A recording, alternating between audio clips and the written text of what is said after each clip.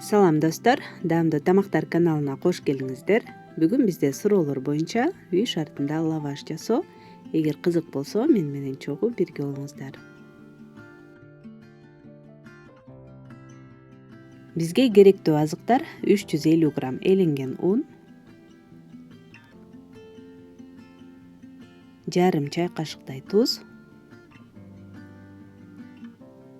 2 аш кашык өсүмдүк майы жана 200 мл ысык суу. Бардыгын алгач кашык менен жакшылап аралаштырып алып, андан кийин камырыбызды жууруп баштайбыз.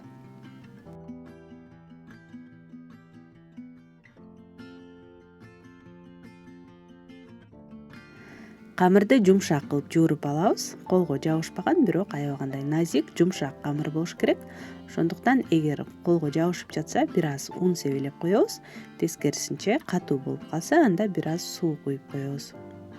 Жакшылап бардыгын аралаштырып, жууруп алгандан кийин 5-6 мүнөттөй жакшылап илеп алабыз. Ошондо камырыбыз чоюлчак, аябагандай назик, ийкемдүү, иштегенге дагы ыңгайлуу камыр болот.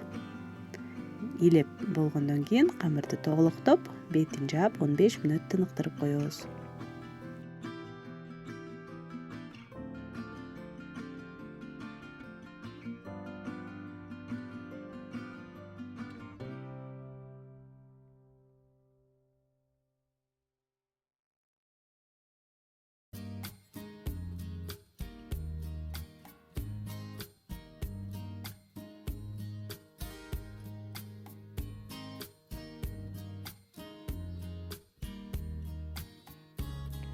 Камырыбыз бир аз эс алып даяр болду. Эми майда бөлүкчөлөргө бөлөбүз. 8 же 10 бөлүккө бөлсөк ылайыктуу болот.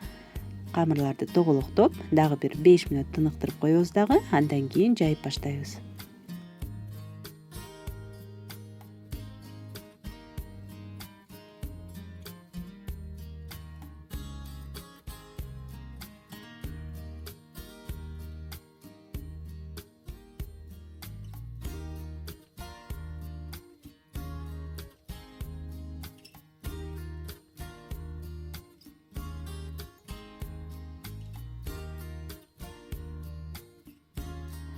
Столдун үстүн камырды алгач жакшылап ундап алып, андан кийин жайып баштайбыз тоголок кылып. Жана албетте жука жайыш керек. Калыңдыгын 1,5 мм чейин жайсак болот. Ал эми диаметрин болсо өзүбүздүн бышыра турган идишибиздин өлчөмүнө жараша жайып, же болбосо кесип алсак болот. Мен мисалы бүгүн духовкага бышырам. Диаметри 33-35 сантиметрге чейин кесип, андан кийин бышыра берсек болот. Эскерте кетчү нерсе, лаваштар аябагандай тез бышат, ошондуктан алгач бардык камырларды жайып алып, андан кийин бышырып баштасак оң болот. Анткени бир камыр бышканча экинчисин жайып жетишпей калабыз. Ошондуктан алгач камырларды жайып, жакшылап ундап, андан кийин майлыктын үстүнө тизе беребиз. Бирок дароо эле биринин үстүнө бирин койгон дагы болбойт, анткени бири-бирине жабышып калат. Ошондуктан 2-3 жерге улам бир аз бети кургаганда, андан кийин үстүнө койсок жакшы болот.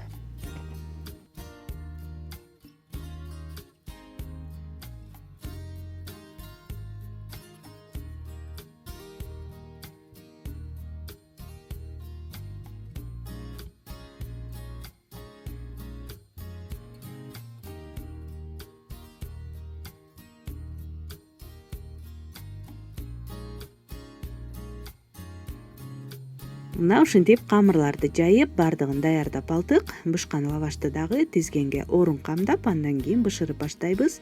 Духовканы болсо эң күчтүү отко коюп, алгач жакшылап ысытып алабыз жана духовканын алдыңкы гана көзүн иштетебиз. Лавашты койгондон кийин эки жагын 10 секундтан гана бышырабыз. Бул жерде кызартып, аябай бышырыштын кереги жок. Бир аз кургаганда эле алып чыгабыз.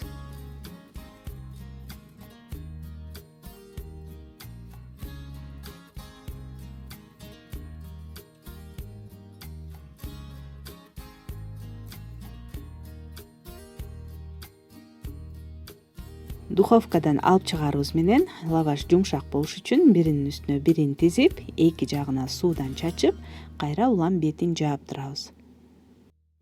Ал эми даяр лаваштар жумшак бойдон туруш үчүн салафан баштыкка салып, желин чыгарып, жакшылап бекитип коебуз. Андан кийин колдоно берсек болот. Достор, эгер бул видео жакса, пайдалуу болгон болсо, лайк басып, комментарий калтырып, каналыма катталганды унутпаңыздар. Көргөнүңүздөр үчүн чоң рахмат. Кийинки видеолордон көрүшкөнчө саламатта калыңыздар.